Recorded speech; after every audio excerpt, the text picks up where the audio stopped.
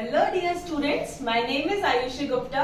Welcome to फटाफट concept by topper. इसमें हम लोग आपको कंसेप्ट्स को बहुत ही इजी वे में समझाएंगे ताकि स्टूडेंट आपके जो छोटे छोटे से डाउट्स रहते हैं टॉपिक्स को लेके वो बहुत इजीली क्लियर हो जाए और आपके सारे कंसेप्ट्स बहुत स्ट्रांग हो जाए।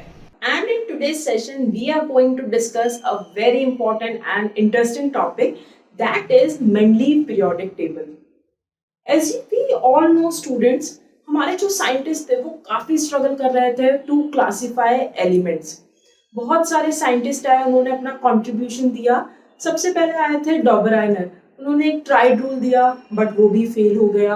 After that Newland law of octet, और जो न्यूलैंड थे वो भी सेटिस्फैक्टरली सारे नोन एलिमेंट्स को क्लासिफाई नहीं कर पाए थे। उसके बाद हमने देखा बहुत सालों बाद eastern part of our country में हमें एक साइंटिस्ट मिले, रशियन केमिस्ट मिले, जिन्होंने हमें एक साइंटिफिक मॉडल दिया। और वो जो मॉडल था वो हमारे हिस्ट्री में एक माइलस्टोन की तरह प्रूव हुआ इन दी क्लासिफिकेशन ऑफ एलिमेंट्स। उसके बाद स्टूडेंट्स, आप जानते हैं मैं किसकी बात कर रही हूँ? Yes, you are correct, that is Dmitri Mendeleev. चलिए स्टूडेंट, हम लोग उनके कुछ अचीवमेंट्स की बात करते हैं। जब मेंडलीव ने अपना वर्क स्टार्ट किया था तब वो ओनली 63 एलिमेंट्स पे वर्क कर रहे थे। उस टाइम ओनली 63 एलिमेंट्स ही नोन थे। उन्होंने क्या किया, उन्होंने सारे एलिमेंट्स की reaction oxygen and hydrogen gas के साथ करवाई और उन सबके कंपाउंड्स फॉर्म किए।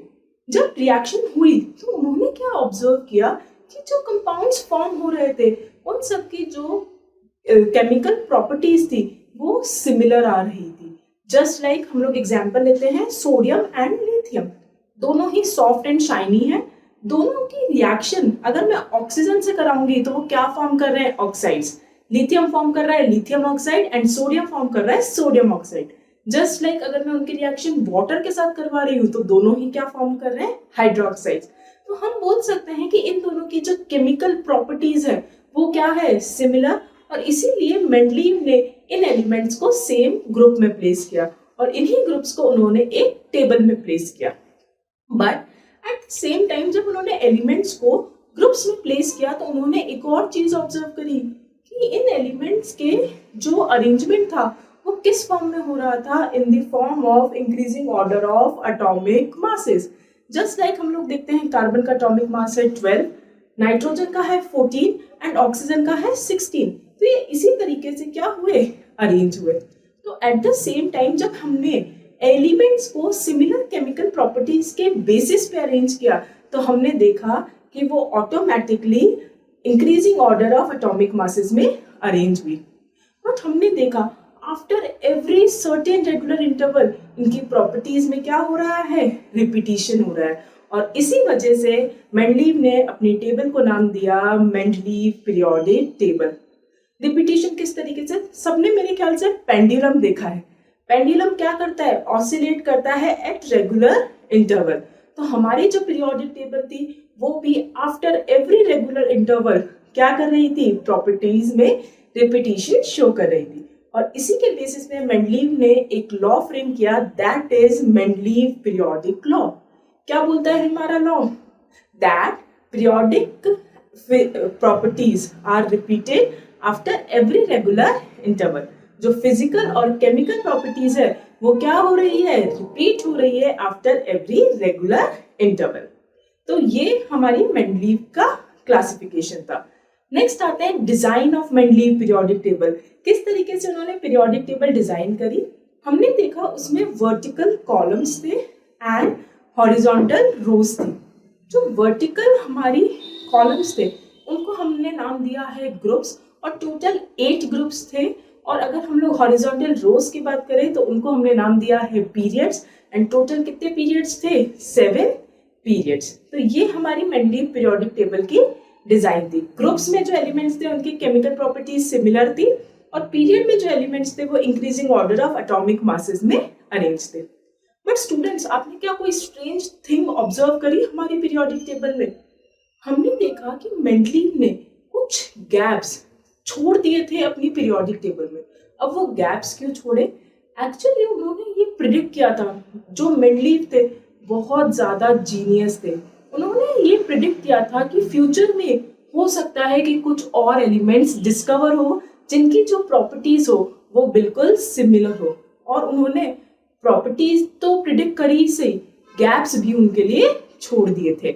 जैसे उन्होंने नाम दिए एका बोरोन, एका एल्यूमिनियम, एका सिलिकन, और बाद में वो एलिमेंट्स क्या हुए, जनरेट हुए, जो कि क्या क्या बन गए हैं, गैलियम, जर्मेनियम, स्कैंडियम। तो ये कितना स्ट्रेंज था, मतलब उन्होंने फ्यूचर प्रिडिक्शन भी कर दिया था, साथ ही उनकी प्रॉपर्टीज प्रिडिक्ट कर ली और उनके लिए कुछ गैप्स भी छोड़ दिए थे। ये उनका फर्स्ट अचीवमेंट था। सेकंड, नोबल गैसेस, सुना है स्टूडेंट्स? यस, नोबल गैसेस की बात करें तो हम लोग बात करते हैं कि जो बिल्कुल अनरिएक्टिव है, जो किसी के भी साथ रिएक्ट नहीं करते। सिमिलरली इनर्ट गैसेस भी हम इनको बोलते हैं, like helium, neon, argon, krypton, xenon, ये सारी हमारी क्या है, नोबल गैसेस। न्यूलैंड जो लॉ ऑफ ऑक्टेव था उसमें भी इन्होंने उसको डिस्टर्ब किया था, उनको ये वेरीफाई नहीं कर पाए थे। मेंडलीव लॉ के टाइम भी ये डिस्कवर नहीं हुए थे, बट मेंडलीव ने इनको एक सेपरेट पोजीशन दी थी अपनी पीरियोडिक टेबल में, जिससे हमारी जो मेंडलीव पीरियोडिक टेबल है वो बिल्कुल भी डिस्टर्ब नहीं हुई थी। एट द सेम टाइम हमने एक और चीज ऑब्जर्व करी थी कि बहुत सारे एलिमेंट्स थे जिनके एटॉमिक मासेस क्या थे, ज्यादा थे, बट वो क्या थे, पहले लाए कर रहे थे।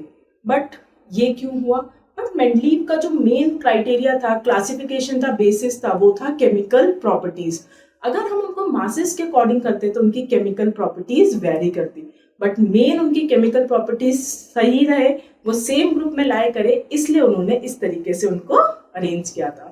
तो ये सारे मेंडलीव के क्या थे, achievements. But at the same time कुछ हमारे लिमिटेशंस भी थे। First, that is position of hydrogen.